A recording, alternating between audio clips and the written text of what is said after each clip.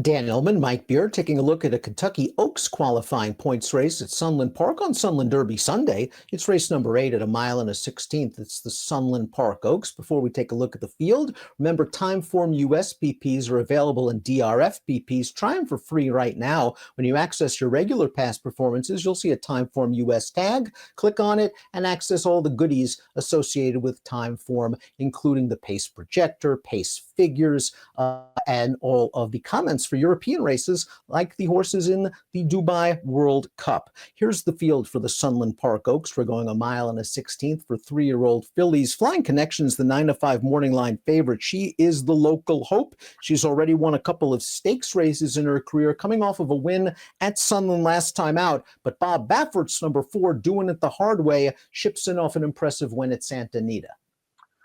Yeah, they're probably the two right horses in here, Dan. It's not like neither one of them has something to prove in this race, but it kind of feels like the right spot. Flying Connection, a slight morning line favorite, stretched out pretty effectively last time.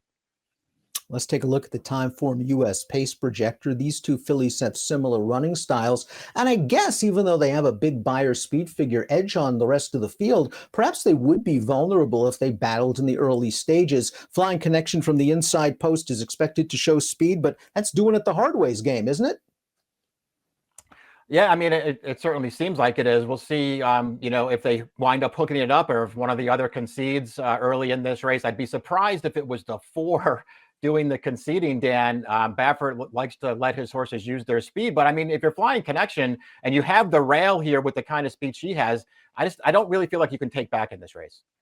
And that's what happened in her most recent start at odds on in the Island Fashioned at Sunland Park. Her first race around 2 turns. Let's watch Flying Connection. She went to the lead. She extends on the second turn. She gets one crack in the stretch. The tail goes up and she explodes home to win as much the best. And this comes on the heels of a pretty unlucky performance 2 starts back when she didn't break well.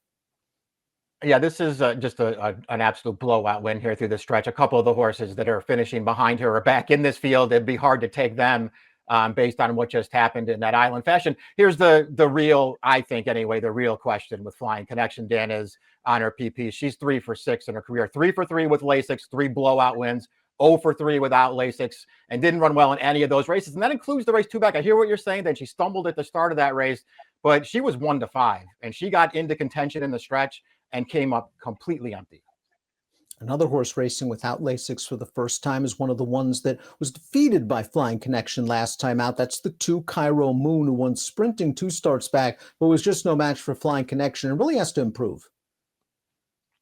Yeah, I mean, she took maybe a little bit of a step forward in that race last time, but it was, just no contest in there, and it's hard to see her turning the tables.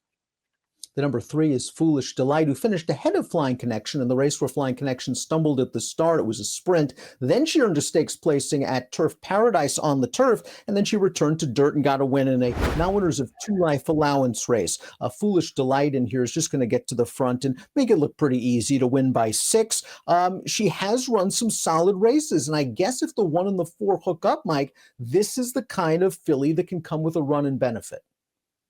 Yeah, I think that's probably true, Dan. She wins this race really easily. It didn't come back super fast, but she's just ridden out at the end here, and she did run a faster figure in her prior dirt race. She does have to stretch out in this race, so she's going to have to improve as she takes on more distance. But I hear what you're saying. She could get the right trip in this race. Now, it took 6 lifetime starts for the number 4 doing it the hard way to graduate. She did so in this race, a 2-turn maiden special weight at Santa Anita. Now, she did race with Lasix in this race as well. She went to the front and she just took the race to this 2-5 favorite who was hard ridden on the turn, and doing it the hard way wins in ridden out fashion despite swishing her tail around. Yeah, she's flagging her tail here a little bit, but everybody's all done behind her. It's a pretty easy win with a really nice improved Beyer figure too. This race is just it's hard for me to evaluate, Dan, if only because they just sort of let her have the early lead in this race. It was a 4-horse field. The 2-5 favorite was a stablemate of hers for Bob Baffert. She just let this horse have the lead, didn't even try to go for it, let this horse walk early, and doing it the hard way made them pay the price. It was still a good performance, though, and this is the right spot. The number 5, Una Palabra, looks like an under-the-radar contender. She's done nothing wrong in her career. 4 starts, 2 wins, 2 very close seconds, including this win in the Arizona Oaks last time out at Turf Paradise, her first ever race on the dirt. And she made a prolonged move into contention, Mike, to go after this leader. It looks like maybe she's starting to flatten out a little bit, but she gets emboldened when she's challenged from the outside and she digs in to win late. Maybe she'll benefit from a fast pace. Yeah, I agree with your take on this race. I thought she ran pretty well here because it did look like she was pretty tired after finally chasing down that even money favorite on the lead. But as soon as that horse came to her outside, she sort of re-engaged there and managed to hold on. I thought she did a lot of good things there, Dan. She earned that win first time on dirt, and it came around a 2-turn mile as well. She's pretty interested in here. The number 6, Don't Get Pickled, finished 4th in that Arizona Oaks tape we just showed you. Beaten 2 lengths, tried to come with a little bit of a late run. She's a stakes winner on turf going 2 turns. She won the Princess of Palms at 7.5 furlongs. She seems solid on either surface. Yeah, she's run okay on dirt. It does kind of feel like maybe you would say she's a little better on turf. Both of her career wins on that surface. And, you go back to that Arizona Oaks last time where she actually took some money. She had a perfectly good trip in that race, Dan, and she couldn't really make an impression. We remember the number 7, Love Tank, when she was trained in New York last year for Michael Maker. She was campaigned exclusively on the turf, and she couldn't get out of the maiden ranks. She did break her maiden first start for these connections, first start on dirt at Sunland, earned a stakes placing, but was well beaten in the Island fashion. Yeah, those last 2 starts in stakes company on dirt, she's, just hasn't been competitive really either time. She's got a lot of work to do here. Let's take a look at our top picks for the Sunland Park Oaks, a $300,000 race. Doing it the hard way is where we're going to go, stepping up out of the maiden ranks for the first time. If she wins, no Kentucky Oaks qualifying points because she is trained by Baffert. The 5, though, interesting, Mike, especially if the 1 and 4 hook up, and that's a possibility.